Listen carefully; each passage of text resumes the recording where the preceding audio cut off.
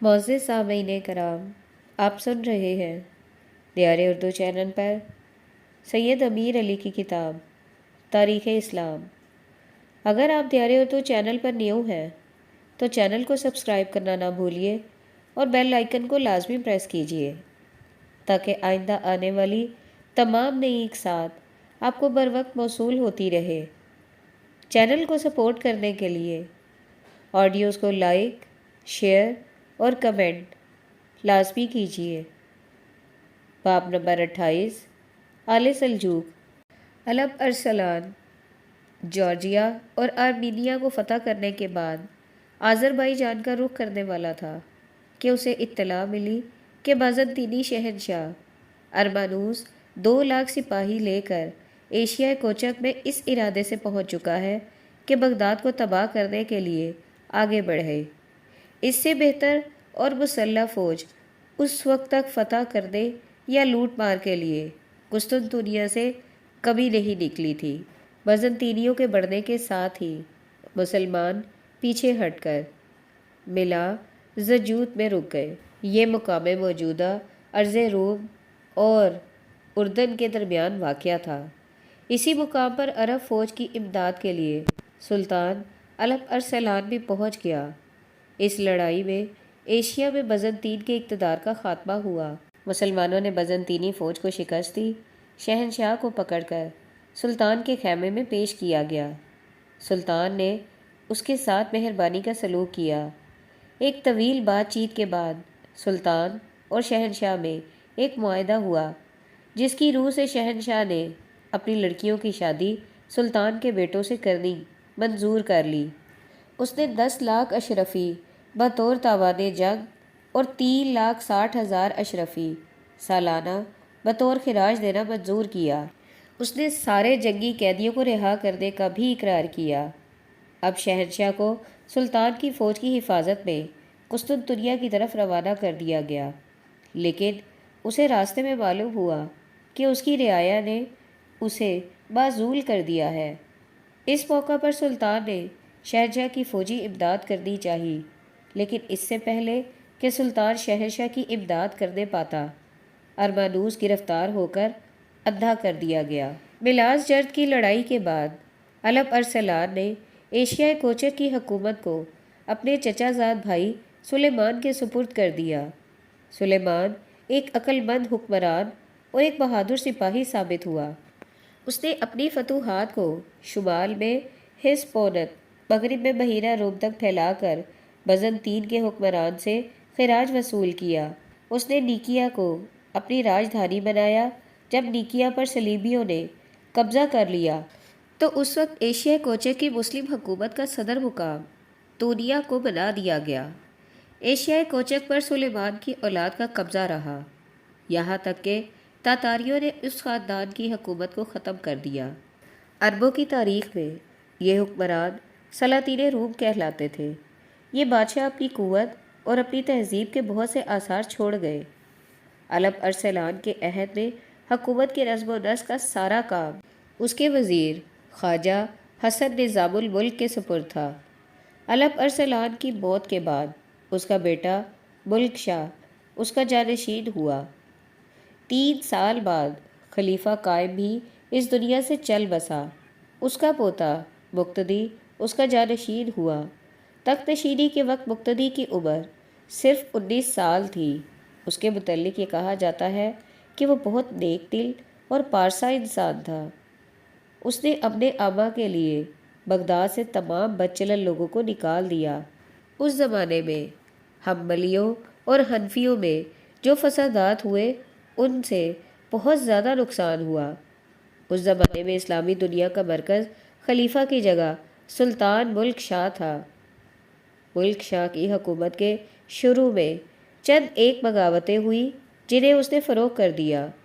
اپنے بھائی کی بغاوت فروغ کرنے کے سلسلے میں اس نے امام رضا کے مقبرہ پر جو دعا مانگی اس سے اس کے اخلاق کا اندازہ لگایا جا سکتا ہے۔ اس نے اپنی دعاؤں میں یہ کہا تھا: اے خدا، اگر میرا بھائی مسلمانوں پر حکومت کرنے میں مجھ سے زیادہ اہل ہے تو میرے بھائی کو فتح عنایت کر۔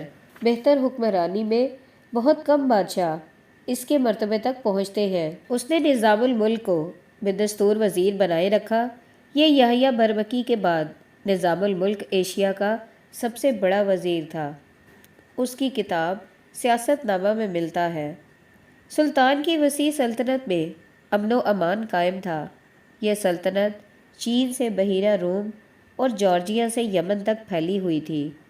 ملک شاہ نے 12 مرتبہ اپنی سلطنت کا دورہ کر کے ہر صوبے کی ضرورتوں اور تقاضوں پر غور کیا۔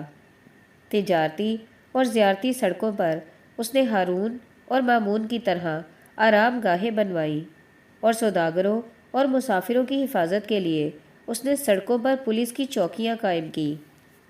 ملک شاہ کا عہد حکومت بہت شاندار تھا۔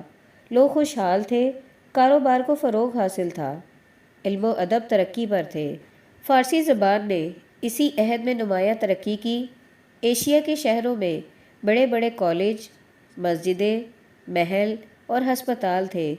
سلطنت کے طول و عرض میں نہروں اور سڑکوں کا جال بچھا ہوا تھا۔ سلطان نے اپنے وزیر کے مشورے سے تقویم کیلنڈر میں جو تبدیلی کی، اس کی اہمیت کو ساری دنیا نے محسوس کیا۔ اس کام کے لیے عمر خیام کی صدارت میں بڑے بڑے سائنسدانوں کی ایک کانفرنس کی گئی۔ ملک شاہ کے خطاب کی نسبت سے یہ اصلاح شدہ کیلنڈر تقویم جلائی کہلاتا ہے۔ ملک شاہ کے خطاب کی نسبت سے یہ اصلاح شدہ کیلنڈر تقویم جلالی کہلاتا ہے۔ روم کے سلطان سلیمان نے اپنی مملکت کی حدود کو کاریا تک بڑھا کر کئی ایک جزیروں پر قبضہ کر لیا تھا۔ بازنطین کے 3 شہنشاہوں نے ایک دوسرے کے بعد شاہ کو خراج دیا۔ سلیمان نے بازنطینیوں کو انطاکیہ سے نکال دیا۔ 1061 عیسوی میں نارمنوں نے سسلی پر حملہ کیا۔ عربوں کے باہمی اختلافات سے نارمن لوگوں نے بہت زیادہ فائدہ اٹھایا، لیکن اس کے باوجود کئی سال تک سسلی میں لڑائی ہوتی رہی۔ 30 سال کی لڑائی کے بعد کاؤنٹ راجا نے 1091 عیسوی میں سسلی پر قبضہ کر لیا۔ باب نمبر 29 حسن بن صبا۔ ملک شاہ کے عہد حکومت کے آخری دنوں میں اسلامی تاریخ کے فنکار حشیشین حسن بن صبا کے پیرو ازندران کے کوہستان میں نمودار ہوتے ہیں۔ یہی کوہستان ایک زمانے میں بابک اور اس کے ساتھیوں کی آماج گاہ رہ چکے تھے۔ اخوت کی یہ تحریک جو بعد میں ایشیا اور یورپ دونوں میں رائج ہوئی، حسن بن صبا کی قائم کردہ تھی۔ حسن بن صبا نظام الملک کا ہم مکتب تھا۔ جب حسن بن صبا سلجوقی سلطنت میں اعزاز حاصل کرنے میں مایوس ہو گیا تو وہ پھر زہر اور خنجر کے بے خوف استعمال سے اس سلطنت کو تباہ کرنے پر آمادہ ہو گیا۔ وہ مصر کے فاطمی خلفاء کا پیرو بن کر مشرق میں ان کا داعی بن گیا۔ اسے یہ اختیار دیا گیا تھا کہ وہ لوگوں کو اسماعیلیہ حلقہ میں داخل کرے۔ اس وقت اسماعیلیہ تحریک میں صرف 2 درجے تھے، داعی اور رفیق۔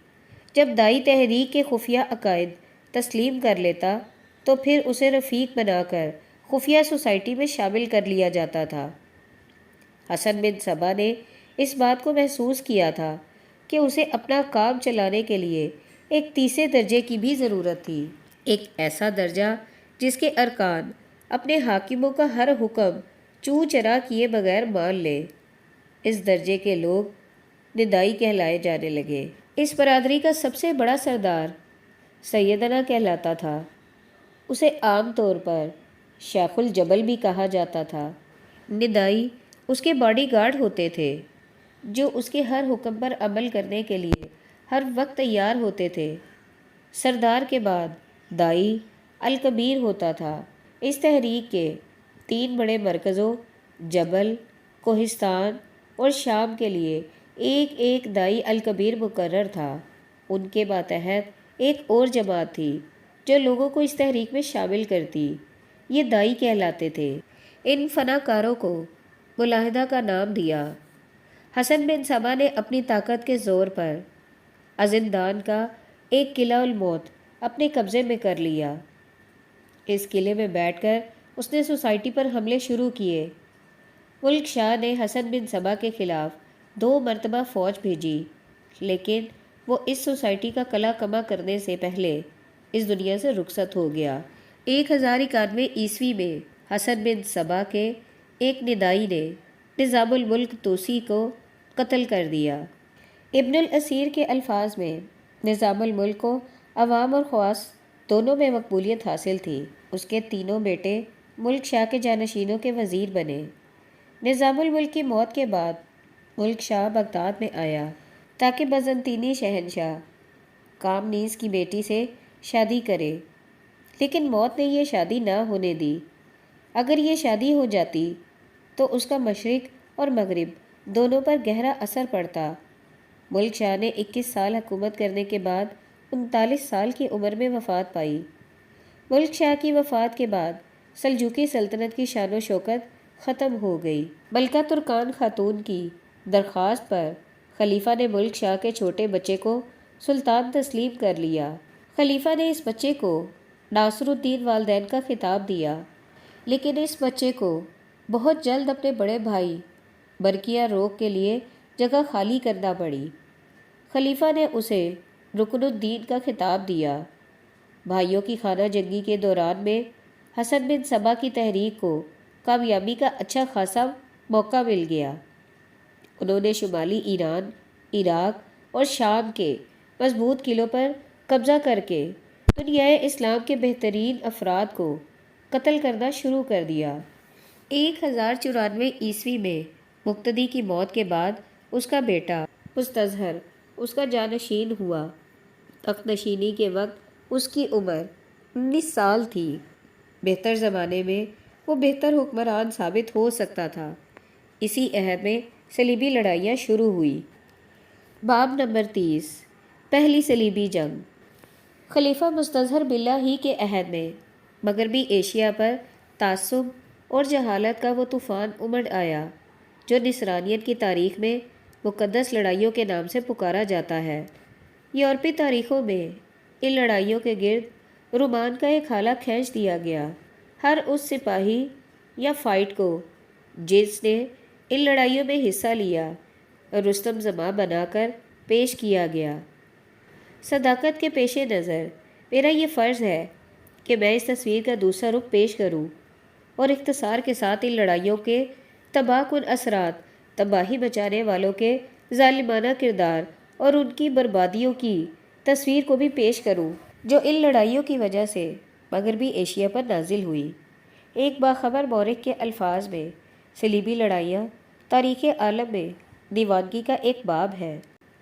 300 سال تک عیسائیوں نے یکے بعد دیگرے مسلمانوں پر حملے کیے، یہاں تک کہ ناکامی نے ان حملوں کو روک دیا اور توہم پرستی کی عمارات اپنے ہی بوجھ تلے دب گئی۔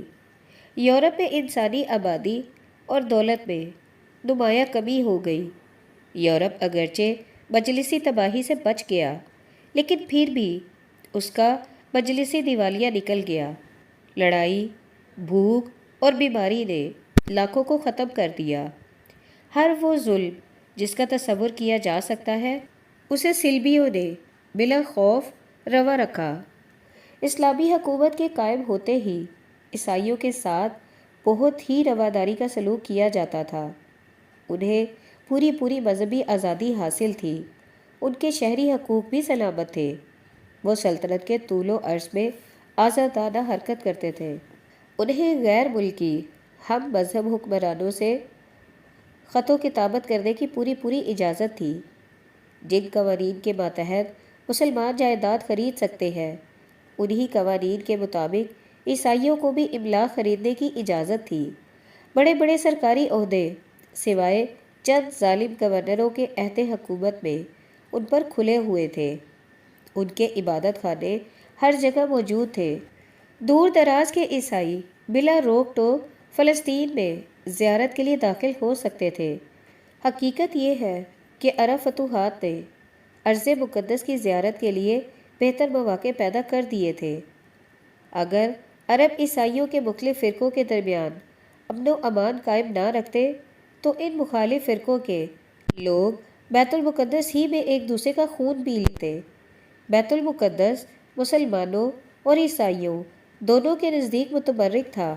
اس شہر کا ایک حصہ بطریق اور دوسرا پادریوں کے لیے وقف کر دیا گیا تھا۔ جب 969 میں فلسطین اور شام پر فاطمیوں کا قبضہ ہوا تو اس سے عیسائیوں کو بہت زیادہ فائدہ ہوا، کیونکہ مصر کے فاطمی حکمرانوں نے عیسائیوں کی تاجرانہ سرگرمیوں کی سرپرستی کی، لیکن کسی نوعیت کی بربادی بھی عیسائیوں کو مطمئن نہیں کر سکتی تھی، کیونکہ وہ بیت المقدس میں مسلمانوں کی موجودگی برداشت نہیں کر سکتے تھے۔